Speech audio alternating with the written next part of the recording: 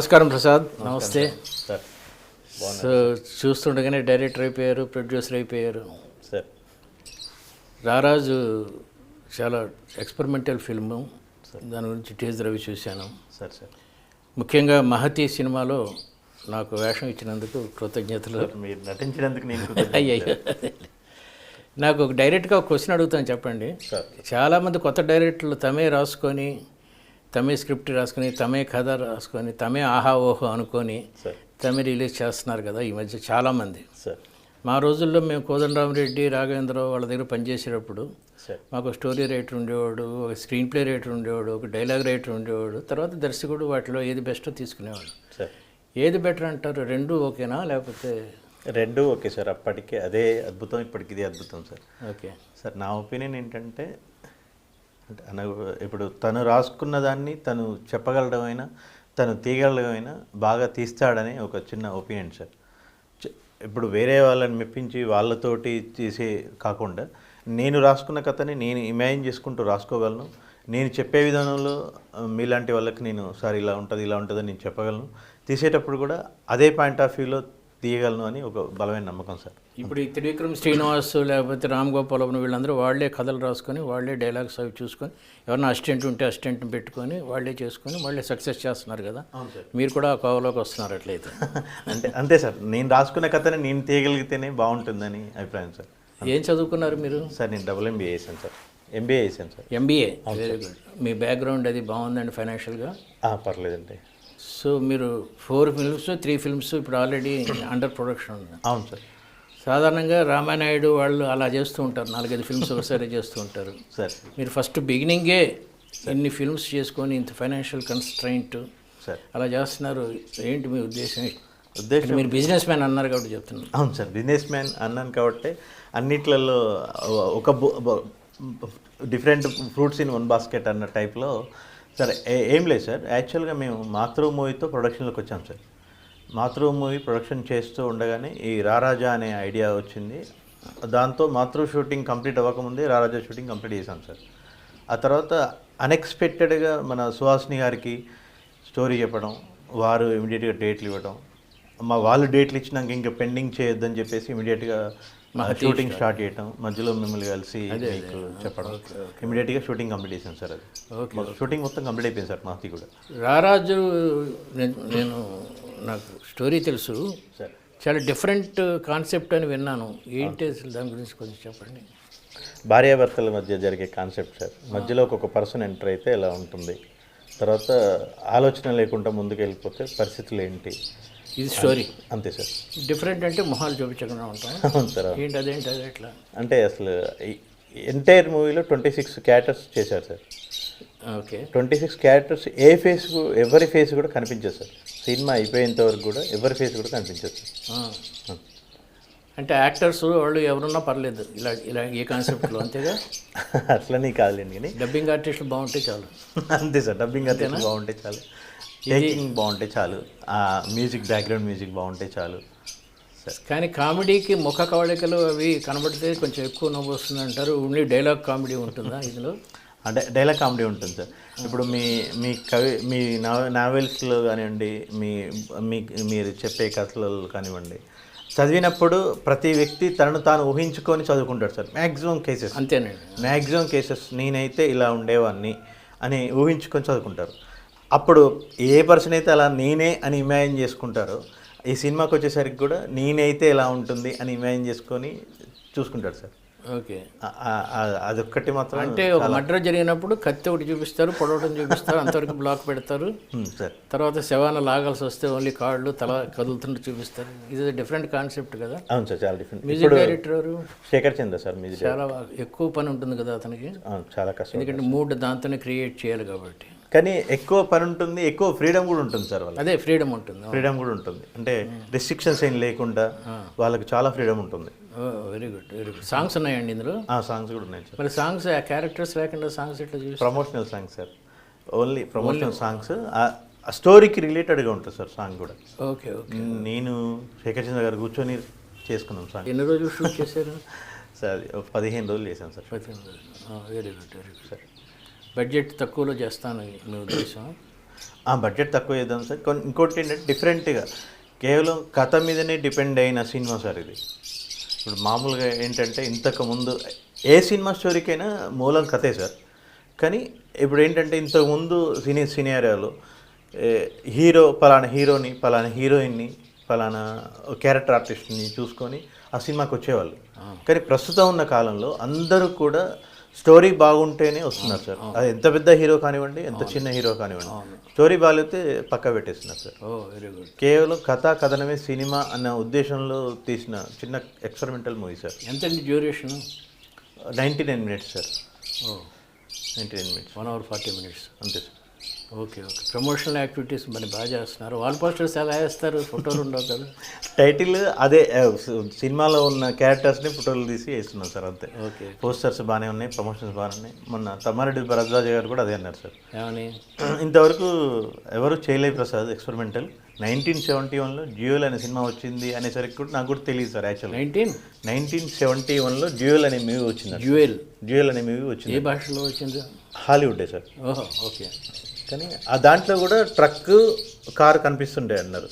కానీ దాంట్లో ఒక పర్సన్ కూడా కనిపించాడు. కానీ మన మూవీలో అసలు ఏ పర్సన్ కనిపించారు సార్. అసలు ఒక్క పర్సన్ కూడా కనిపించారు. జేడీ చక్రవర్తి గారు వీళ్ళందరూ కూడా అసలు మొత్తం not only Indian screen, total world wide స్క్రీన్లో కూడా ఇంతవరకు ఫేస్ కనిపించకుండా సినిమా రాలేదు. ఓకే అని అప్రిషియేట్ చేస్తున్నారు సార్. Okay okay okay. రిస్కే కదా కొంచెం. రిస్కే కదా సార్. మీరు ఎక్కడో రాశారు sir, no risk no story అని. అవునండి. No success, no risk no story, no success అని రాశారు. అవునండి, అవును సార్. కానీ బాగా చేస్తున్నారు ఇది. కానీ సక్సెస్ అయితే సార్ చాలామంది అటెంప్ట్ చేయొచ్చు. హీరోస్ కూడా అక్కర్లేకుండా స్టోరీ బలంగా ఉంటే సార్. ఇప్పుడు సింగిల్ మ్యాన్తో చేశారు కదా, సునీల్ దత్తో యాదైన ఒక సినిమా వచ్చింది ఇందులో, ఒకడే ఆర్టిస్టు. అలాగే డైలాగ్ లేకుండా సంగీతం శ్రీనివాసరావు గారు ఒకటి పుష్పక విమానం ఒకటి చేశారు. ఇది థర్డ్ సక్సెస్ అవుతుంది. థర్డ్ ఫిల్మ్ అవుతుంది సార్ ఈ టైప్ ఆఫ్ జోనర్లో. సార్ ఏమేమి సినిమాలు చేశారండి ఇప్పటికి మీరు? సార్ ఇప్పుడు మాతృ ప్రొడక్షన్ చేశాను. Production sir. మీరు ప్రొడ్యూసర్ చేశాను. డైరెక్టర్ వేరే సార్. ఓకే. దాంట్లో 3 songs నేనే రాశాను సార్. మళ్ళీ ఈ రారాజు ఇది ఒకటి సార్. మళ్ళీ మనం అందరం కలిసి రారాజులో సాంగ్స్ కూడా మీరే రాశారు? నేనే రాశాను. ఇప్పుడు మహతిలో అంటే ఇంకా ఆడియో సిట్టింగ్స్ ఏం జరగలేదు సార్. ఇంకా సాంగ్స్ చేయలేదు సార్. మీరే రాస్తారా? స్టోరీ నేనే రాయను songs. Depends upon situation. Okay. వాళ్ళు మన మ్యూజిక్ డైరెక్టర్లు ఇచ్చిన ట్యూన్ బేస్ చేసుకొని రాయటం కదా సార్. అదేలేండి. స్టోరీ మాత్రం అంత అయిపోయింది sir. Talkie part completed sir. ఇప్పుడు మీరే సాంగ్స్ రాసి, మీరే డైలాగ్స్ రాసి, మీరే స్టోరీ రాసి, యాక్టర్స్ లేకుండా చేస్తే సినిమా ఫీల్డ్ వాళ్ళు గొడవ పెట్టేస్తారు కదండి. అయ్యో అట్లా ఏం లేదు సార్. ఇంకోటి నేనేదో మార్చాలి కదా మీ అభిరుచి. అంతే సార్. అభిరుచి అంతే. జస్ట్ ఒక ఎక్స్పెరిమెంటల్ లాగా ఇలా కూడా చేయొచ్చు అని చూపించడం కోసం సార్. ఇప్పుడు రారాజులో ఫేసెస్ చూపించాను. ఇలాంటి స్పెషాలిటీ మాతృలో కూడా ఉందా ఏమన్నా? ఏం లేదు సార్. కానీ జేడీ గారు అడిగారు, జేడీ గారి కోసం ఒక స్టోరీ రాసాము. సినిమా మొత్తంలో కూడా అన్ని క్యారెక్టర్స్ ఏం కనిపించకుండా ఒక జేడీ చక్రవర్తి గారే కనిపిస్తారు. అంటే ఎవరితో మాట్లాడతాడు? అందరితో. మదర్తో మాట్లాడతాడు. మదర్ ఉండదు? మదర్ ఉంటుంది. మదర్ ఫేస్ చూపించాం అంతే. సజెషన్ తీసుకుంటాం. ఓకే. అది టైం పడుతుంది సార్, చాలా టైం పడుతుంది. ఇంకా లైన్ అయితే ఓకే అయింది, కానీ ఇంకా 2 years పట్టచ్చు, 3 years పట్టచ్చు. జేడీ గారి డైరెక్షనా మీ డైరెక్షనా? నా డైరెక్షన్లో జేడీ గారితో యాక్ట్ చేస్తారు ఆయన. యాక్ట్ చేస్తారు. మాతృకి ఇంకా ఏంటండి స్పెషాలిటీస్? మాతృలో అందరు కాస్టింగ్ అంతా పెద్ద కాస్టింగ్ సార్. మాతృలో సార్ ఆమని గారు, రోజాపూలు, మన శ్రీరామ్ గారు, రవి కాలే గారు, దేవి ప్రసాద్ గారు, అందరూ కూడా మంచి కాస్టింగ్. అందరూ కూడా సాంగ్స్ ఉన్నాయి. అందులో కూడా సాంగ్స్ ఉన్నాయి. ఇప్పుడు ఈ పిక్చర్ రారాజులో సాంగ్స్ ఎక్కడ షూట్ చేస్తున్నారా బయట లొకేషన్స్? లేదు సార్, ఒకటే సాంగ్ అయిపోయింది సార్. ఆల్రెడీ సాంగ్ అయిపోయింది. March 7th రిలీజ్ పెట్టుకున్నాం సార్. మహతిలో సాంగ్స్ ఎక్కడ షూట్ చేస్తున్నారు? ఒకటి కొడైకెనాల్ అనుకున్నాం సార్, సుహాసిని గారిది. ఒకటి లోకల్లోనే, టైటిల్ సాంగ్ లోకల్లోనే ఉంది సార్, సుహాసిని మీద. సుహాసిని మీద బాగా కాదు సార్, సందీప్ మాధవ్ హీరో గారు ఉన్నారు. హీరో హీరోయిన్ల మీద లోకల్లో. మళ్ళీ ఒకటి మాంటే సాంగ్ ఉంది సార్. ఓకే. ఇప్పుడు 3 సినిమాలు మీరు చెప్పినట్టు 3 సినిమాలు అయినాయి ఇప్పటికి. అవును సార్. ఆల్రెడీ మీరు ఒక సినిమా ప్రొడ్యూస్ చేశారు, 2 సినిమాలు డైరెక్ట్ చేశారు, కొన్ని ప్రొడ్యూస్ కూడా చేశారు. అవును సార్. రెండిట్లో. అవును సార్. మీరు కొత్త డైరెక్టర్లకి ఏమి సజెషన్ ఇస్తారండి? ఏం లేదు సార్. ఇప్పుడు కథ బలంగా ఉండాలి చెప్పారు. కథ బలంగా ఉండాలి సార్. చిలికితే వెంటనే అమృతం రాలేదు సార్. అమృతం రాలేదు. అన్నీ వస్తాయి, చెప్పులు వస్తాయి, బూట్లు వస్తాయి, అన్నీ వస్తాయి, చెత్త వస్తుంది, అన్నీ వస్తుంది. అలాగే కంటిన్యూటీగా కష్టపడడమే ఇంపార్టెంట్ సార్. కష్టపడటం అనే వరుడు నేను కష్టపడడం కదా సార్, తెలివిగా కష్టపడడం, కృషి చేయటం. అవును సార్. కష్టపడటం అంటే ఇష్టం లేనిది చేయటం. అవును సార్, ఇష్టం లేని చేయడం, కష్టపడడం. షూటింగ్కి వెళ్తున్నప్పుడు అబ్బాయి ఎందుకు వచ్చిన కూడా అనుకోలేదు కదా సార్. కష్టపడటం అంటే అది. అవును సార్, ఆనందంగానే వెళ్ళారు కదా. ఆనందంగానే వెళ్ళారు సార్. దాంట్లోనే చాలామంది ఏంటంటే సార్, ఇప్పుడు 11 మంది పరుగు పందెంలో 11 మంది పరిగెడుతున్నారు, ఎవరో ఒకరు గెలుస్తారని అందరికీ తెలుసు. అట్లని చెప్పి మిగతా 10 మంది ఆగిపోరు కదా సార్. చివరి వరకు ఆడి పోరాడి ఓడినా కూడా గెలిచిన వాటితోటే సమానం. అవునండి. అక్కడి వరకు పోరాడడం అనేది ఇంపార్టెంట్. అవును. అయిపోయింది కదా ఇంకా నా వల్ల కాదు అని వెనక్కి రావడం కంటే ఇష్టంతో దిగినాం కాబట్టి చివరి వరకు వెళ్ళటమే, ఏ రిజల్ట్ వచ్చినా చేసుకుంటూ వెళ్ళిపోవడమే. ఇప్పుడు మన రారాజా రిలీజ్ పెట్టుకున్నాం సార్. ప్రేక్షక దేవుళ్ళు ఆదరిస్తే హ్యాపీ, ఆదరించకపోయినా నాకు సపోర్టే. సరే, మనం సినిమా ఇండస్ట్రీలో ఉన్నాము, మనం ఒక సినిమా రాసుకున్నాము, తీసాము, బయట ప్రజెంట్ చేయగలిగాము, అది అక్కడ వరకు చాలా హ్యాపీ సార్. చాలు. రిలీజ్ అయితే సగం అంతే, డెలివరీ అయిపోయినట్టు. అంతే కదా సార్. కృషి చేయడం, మీరు అన్నట్టుగా కృషి చేయడం అనేది చాలు, అంతే సార్. ఇప్పుడు రారాజు ఫస్ట్ రిలీజ్ అండి నా ఈ 3 సినిమాల్లో. అవును సార్, రారాజా ఫస్ట్ రిలీజ్ సార్. మేలో మాతృ రిలీజ్, తర్వాత మహతి, సెప్టెంబర్ అక్టోబర్లో మహతి రిలీజ్. మీరు అన్నట్టు ఒక గంపలో 4 పళ్ళు పెట్టుకొని ఒక పండు అమ్మకపోయినా ఇంకో పండు అమ్మకపోతుంది. ఈ డబ్బులు మంచి కాన్సెప్టే. ప్రొడ్యూసర్లకు ఏమైనా ఇలాంటి సలహా ఏమైనా ఇస్తారా? ప్రొడ్యూసర్లకు సలహా ఇచ్చేంత పెద్దవాడిని కాదు. 4 ఫిల్మ్స్ చేసిన ప్రొడ్యూసర్ ఒకటేసారి ఫస్ట్ 4 ఫిల్మ్స్ చేసినప్పుడు నాకు తెలిసినంతలో సినిమా చరిత్రలో ఎవరు లేరండి. లేరు, ఒప్పుకుంటారు కదా, ఎవరు లేరు. 4 ఫిల్మ్స్ చేసేవాళ్ళు ఇప్పుడు అరవింద్, రామనాయుడు వాళ్ళు చేసి ఉంటే ఇప్పుడు చేసి ఉంటారు. కానీ ఫస్ట్ స్టార్ట్ చేయటమే ఏదో కొంచెం డబ్బులు పట్టుకొచ్చి ఒక పిక్చర్ చేసి హిట్ ప్రొడ్యూసర్ అలాంటి వాళ్ళు ఉన్నారు. కానీ 4 ఫిల్మ్స్ ఒకటేసారి చేసిన వాళ్ళు మీరు ఒక్కరే నాకు తెలిసినంతలో. ఆ అనుభవంతో ఏమైనా కష్టాలు పడ్డారు ఫైనాన్షియల్గా?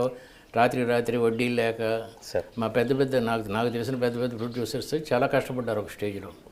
అలాగే ఏమైనా కష్టాలు పడ్డారు? ప్రొడ్యూసర్కి ఏమి ఇస్తారు మీ అనుభవంతో? కష్టాలు చాలా పడ్డాను సార్. టోటల్గా నా ఫ్యామిలీ సపోర్ట్ బాగుంది సార్.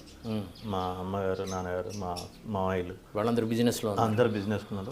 వాళ్ళ సపోర్ట్, మోరల్ సపోర్ట్ బాగుంది సార్ నాకు. ఓకే.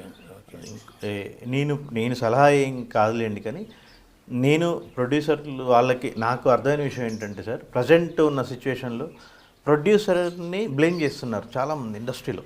దీనికి ఇప్పుడు ప్రొడ్యూసర్ అనేవాడు ఏదైనా ఉందంటే ఆయన ఓన్లీ ఎంజాయ్మెంట్కి అనే ఫీల్ సార్. నేను ఓపెన్ చెప్తున్నాను, కొంతమంది ఉన్నారండి అలా చేసి బ్లేమ్ చేసి వదిలిపెట్టడం తప్ప ఎక్కడ ఏం లేదు సార్. యాక్చువల్గా ఏంటంటే ఇంతమందికి ఫుడ్ పెడుతూ, ఇన్ని కుటుంబాలని పోషిస్తూ, లైఫ్ని, ఫ్యామిలీస్ని అన్ని రకాలుగా సాక్రిఫైస్ చేస్తూ ఉన్నా కూడా సార్, ఇప్పుడు మనం మాట్లాడుకుందాం సార్, ఒక 10 సినిమాలు తీసుకుంటే డైరెక్టర్ పేర్లు తెలుసు, హీరోల పేరు తెలుసు, ప్రొడ్యూసర్ల పేర్లు ఎంతమంది తెలుసు ఆడియన్స్? తెలియదు. టోటల్గా దీనికి మూలం ప్రొడ్యూసరే కదా సార్. అవునండి. అదొక్కటి కోల్పోతున్నాను, చిన్న బాధ ఉంది సార్, అంతే. దానికి ఏం చేయాలి మరి? ఏం లేదు సార్, ఇప్పుడు డెసిషన్ కూడా అవతల చేతిలోనే వెళ్ళిపోతుంది. మీరు న్యాచురల్లీ పెద్ద హీరోలు అయితే అసలు వాళ్ళ చేతిలో అదొక్కటి కొంచెం నాకు కొంచెం ఇబ్బందికరంగా అనిపిస్తుంది. కానీ వాళ్ళకి మనం చెప్పేంత లేదు కదా సార్, నేను బాధ చెప్తున్నాను అంతే. ఇప్పుడు మీరు అన్నారు సార్, ఇంత పుస్తకంలో తన జీవిత చరిత్ర రాసే పెన్ను వేరే వాడి చేతిలో పెట్టొద్దు, స్క్రీన్ ప్లే ఇంకోటి చేతిలో పెట్టొద్దని రాశాను. అవును, కరెక్టే. ఇంకోటి చేతిలో పెట్టొద్దు. అవును. అలాగే మనం తీసుకోవాల్సింది ఫైనల్ స్టోరీ నచ్చాల్సింది ప్రొడ్యూసర్ సార్. ఫస్ట్ సినిమా తీయాలంటే అక్కడి నుంచి తను నచ్చిన స్టోరీని ఇన్వెస్ట్మెంట్ చేయడానికి రెడీ అయిన ప్రొడ్యూసర్ మిగతా విషయం డెసిషన్ తీసుకొచ్చేసరికి నీరు గారిపోతున్నారు. అదొక్కటి కొంచెం నాకు బాధ అనిపించేది. దర్శకుడు డామినేషన్ కూడా ఎక్కువ ఉంటుందండి. హీరో డామినేషన్, పెద్ద హీరోలు అయితే హీరో డామినేషన్. అదే అంటున్నాను సార్, స్టోరీ ఫైనలైజ్ చేసి డబ్బులు పెట్టడానికి రెడీ అయిన ప్రొడ్యూసర్ రిమైనింగ్ డెసిషన్ తీసుకోలేకపోతున్నాడు అనేది కొంచెం బాధ సార్. అవును. ఇప్పుడు మీకు ఈ 3 సినిమాల్లో అది ఆ ప్రాబ్లమే వచ్చినది. మీరే హీరో, మీరే అయ్యగారు పెళ్ళికొడుకు అయ్యగారు అన్నట్టు మీరే చేస్తున్నారు కాబట్టి ఫిల్మ్. బట్ మహతిలో చేసినప్పుడు నాకు వచ్చిన అనుభవం ఏంటంటే, నేను షూటింగ్ అయిపోగానే ఆ కవర్ తీసుకొచ్చి ఇవ్వటం, మామూలు రెమ్యునరేషన్ కొంచెం ఎక్కువ చెప్పినా మీరు బేరం ఆడకుండా ఓకే అంటాం. ముఖ్యంగా కారు ఎక్కుతూ ఉండగా కవర్ తీసుకొచ్చి డబ్బింగ్ వరకు కూడా ఆకుండా చేయటం, మీరు అన్నట్టు యూఆర్ ఎ గుడ్ ప్రొడ్యూసర్ అండి. Thank you so much.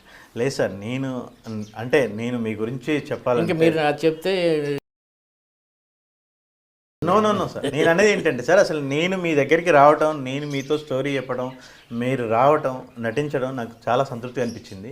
నేను ఇప్పుడు మాట్లాడుకున్న విషయం ఏంటంటే, అసలు మీకు ఎలా అనిపించింది సార్ అక్కడ డైలాగులు కానివ్వండి, సీన్ ఎలా జరిగింది, మీకు ఎలా అనిపించింది అని నేను అడుగుతున్నాను. నాకు ఫస్ట్ అనిపించింది ఏంటంటే you are very confident about yourself. Suhasini గారు కూడా అదే అన్నారు నాతో. సార్ కొత్త డైరెక్టర్ అయినా ఎంత కాన్ఫిడెంట్గా చేస్తున్నాడు చూడండి. సార్ షార్ట్ డివిజన్లో ఏవి కన్ఫ్యూజన్ లేకపోవడం, సార్ ఎవరి షాట్లు ముందు తీయాలి, ఎవరి షాట్లు తర్వాత తీయాలి, సుహాసిని గారిని ఎప్పుడు క్యారవాన్కి పంపించేయాలి, నాతో ఎక్కడ చేయాలి అంటే, అలాంటి అలవాటు ఉన్న డైరెక్టర్లు బాపు గారు ఒకరు, సార్ రాఘవేంద్రరావు గారు ఒకరు, సార్ వాళ్ళలో చూశానండి. మళ్ళీ మీలో చూస్తున్నాను. Thank you sir, thank you so much. ఎలా చేయాలి, ఏ సీన్ తర్వాత ఏ షాట్ తర్వాత ఏ షాట్ తీయాలి. తర్వాత డైలాగ్ కూడా నేను ఒకసారి ఏదో చిన్న సజెషన్ చెప్పకపోతే వద్దండి ఇది ఇలాగే ఉంచండి అన్నారు మీరు, నాకు గుర్తుంది. ఆ కాన్ఫిడెన్స్ ఉండాలండి డైరెక్టర్, ఎందుకంటే మీరే కదా షిప్ ఆఫ్ ది కెప్టెన్ మీరే, మీకు తెలుస్తుంది.